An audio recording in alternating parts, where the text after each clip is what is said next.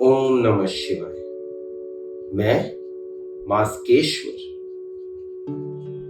अभी कुछ दिनों पहले की बात है। मेरे को एक ईमेल आया जिसमें एक बच्ची ने मुझसे पूछा कि मैं अपने आप को नजर से कैसे बचाऊं। मुझे बहुत नजर लग जाती है। मैं अक्सर बीमार पड़ जाती हूँ। जब भी मैं कोई सोशल मीडिया पे फोटो डालती हूँ या मैं ज्यादा अच्छी बन के बाहर निकलती हूँ, मैं बीमार पड़ जाती हूँ। मेरी माँ समझती है कि मुझे नजर लग गई है।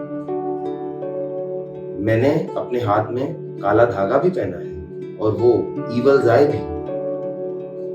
और क्या कर सकती हूँ जिससे मुझे नजर ना लगे। दुनिया में आपको कई तरीके के लोग मिलेंगे जो आपको नजर से बचने के लिए अलग अलग बातें बताएंगे, अलग अलग तरीके बताएंगे। कुछ लोग आपको बोलेंगे कि हाथ में ये वाली अंगूठी पहन लो, कुछ बोलेंगे गले में ये पेंडेंट डाल लो। ये एक अंधविश्वास है जिसके लिए मार्केट में कई उपकरण मौजूद हैं। अगर नजर ही लगती तो उन उद्योगपतियों को क्यों नहीं लग रही जो बड़ी बड़ी गाड़ियां खरीद रहे हैं, जिनके पास करोड़ों रुपए की संपत्ति है, जो जिंदगी के ऐशो आराम में कोई कसर नहीं छोड़ रहे।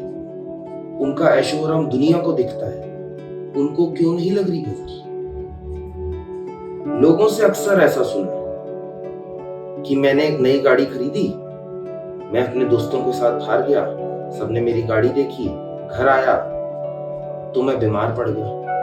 लगता है मुझे उनकी नजर लग गई। लेकिन समझने वाली बात तो ये है कि आप बीमार तो वैसे भी पड़ते हैं। कई बार ऐसा भी होता है ना कि हमने गाड़ी नहीं खरीदी, कुछ ऐसा काम नहीं किया, फिर भी हम बीमार पड़ गए। तो उसको आप नजर लगने से जोड़ें। इस चीज का कोई सेंस नहीं बन रहा। जिंदगी में हम जो कुछ भी भुगत रहे हैं वो सब हमारे कर्म है। आप मानो या ना मानो, सब कुछ हमारे कर्मों से जुड़ा है। हमने जो कुछ भी इस जीवन में किया है उसके कर्म हमें इसी जन्म में भुगतने पड़ेंगे, चाहे वो अच्छे कर्म हो या बुरे। उनका जो भी परिणाम हो हमको वो इसी जन्म में भुगतना पड़ेगा।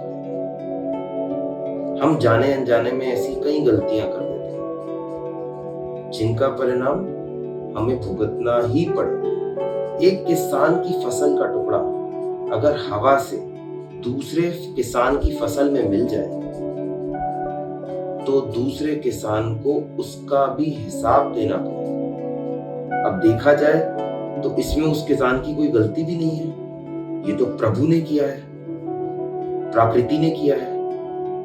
हवा चली तो टुकड़ा उड़ के उसके पास आ गया, उसने कोई चोरी तो नहीं करी। लेकिन सच तो ये है कि वो हिस्सा उसका नहीं था, उसको उस हवा से आए हुए हिस्से का भी हिसाब देना।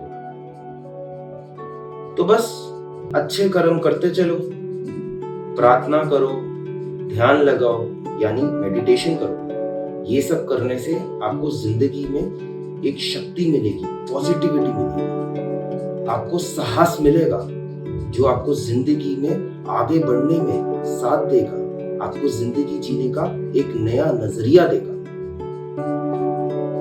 हर वो काम करते चलो जो आपके बुरे कर्म काटने में आपकी मदद करे और अच्छे कर्म कमाने में। अच्छे कर्मों की पोटली भारी होनी चाहिए। ओम नमः शिवाय।